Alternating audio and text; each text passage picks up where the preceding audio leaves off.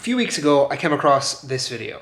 This is one of the best songs ever written to me. I mean, it's just, yes, it's a song that never gets old. And playing on this track, I just couldn't wait because the chord structure, the melodies, the time changes. Metallica are probably, the creme de la creme of those kind of bands. You can't really define them. Not a heavy metal band, they're a musical band. Their songs aren't just heavy metal, they're beautiful songs. And this is such a melodic song. It's fucking great, actually. I'm about 35, so back when I was 15, 16, 14, I listened to Metallica. They were big at the time, it was the mid-2000s, and everybody my age at least claimed to be listening to them.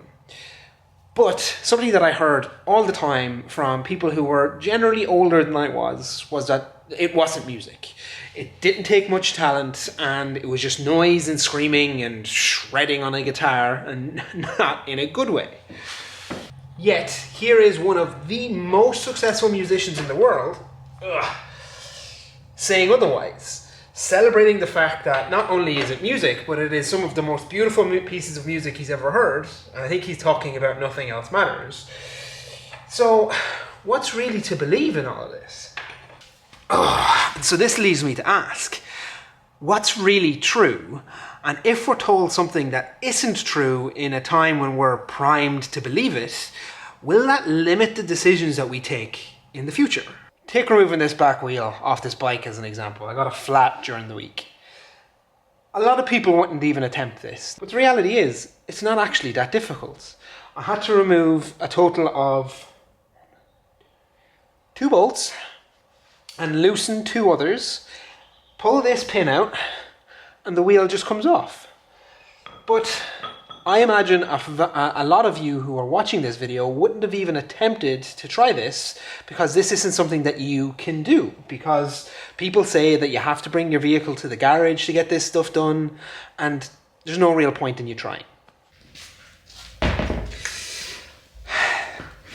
If there's a lot of us that have these assumptions that are told to us, well intended of course, but that give us an inaccurate picture of what's possible or what the truth is, how much of that is actually holding us back? And so today what I want to challenge you to do is to actually think about what it is that you say you can't do or say that isn't possible, and where is that coming from? Is it coming from something that just because you've never had it, or because somebody who, again, well-intended, just told you that it's either not worth it or not possible or just stupid? I want you to think about the things that you want to do but aren't because somebody told you it's not possible, or maybe that was you. Maybe you were the person who said it wasn't possible. And I want you to ask yourself, why? Is it because you just don't believe it to be true, it's too good to be true? Or maybe it's because somebody in your life who, well-intended, didn't want you to get disappointed by something. Or maybe they just didn't understand it, like my parents when it came to Metallica. But it's really important that we understand why we think these things, because if we don't, we won't even be aware that they're holding us back.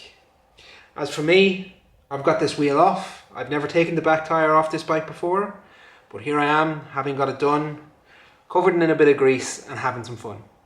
So with all that said, folks, that's this week's video, and I will catch you in the next one. Peace!